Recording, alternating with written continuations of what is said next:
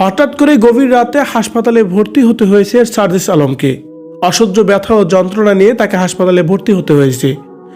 হঠাৎ করে কি এমন হলো এবং কি তার অপারেশন করা হয়েছে, কি এমন কারণে তার অপারেশন করা হয়েছে, কেমন আছে এখন সার্জিস আলম, মামুনুল হক সাহেব তার সাথে দেখা করেই বা কি বলছে, এ বিষয়ে জানতে সম্পূর্ণ ভিডিওটি দেখে আমাদের সঙ্গে থাকুন।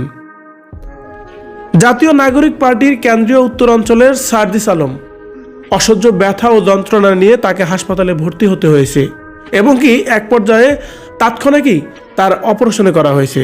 সফলভাবে অপারেশন সম্পূর্ণ হয়েছে বলে এমনটি মন্তব্য করেছেন মামুনুল হক সাহেব। মামুনুল হক সাহেবের সাথে তার কাকতালীয়ভাবে দেখা হয়ে যায়, তাই তো তিনি সার্জিস আলমের সাথে দুটি ছবি উঠে তার ফেসবুকে আপলোড দিয়েই তিনি ক্যাপশনে লিখেছেন, জাতীয় নাগরিক পার্টির কেন্দ্রীয় আহ্বায়ক কমিটির মুখ্য সংগঠক উত্তরাঞ্চল সার্জিস আলম অসুস্থ হয়ে হাসপাতালে ভর্তি আছেন। আজ হাসপাতালে গিয়ে তার সাথে দেখা করলাম এবং তার স্বাস্থ্যের খোঁজখবর নিলাম। বছর দেড়েক আগে আমি যখন একই হাসপাতালে ভর্তি ছিলাম তখন সার্জিস আলম আর হাসনাত আবদুল্লাহ আমাকে দেখতে এসেছিল। কাকতালীয় ব্যাপার হলো, যে সমস্যা নিয়ে আমি চিকিৎসা নিতে গিয়েছিলাম সার্জিসও একই সমস্যা নিয়ে হাসপাতালে ভর্তি হয়েছে। ওর বিবরণ থেকে বুঝলাম ঠিক যেমন ব্যথা ও অস্থির যাতনা নিয়ে হঠাৎ আমি হাসপাতালে মুখ হয়েছিলাম, একই পরিস্থিতিতে হাসপাতালে এসেছে সার্জিস আলম।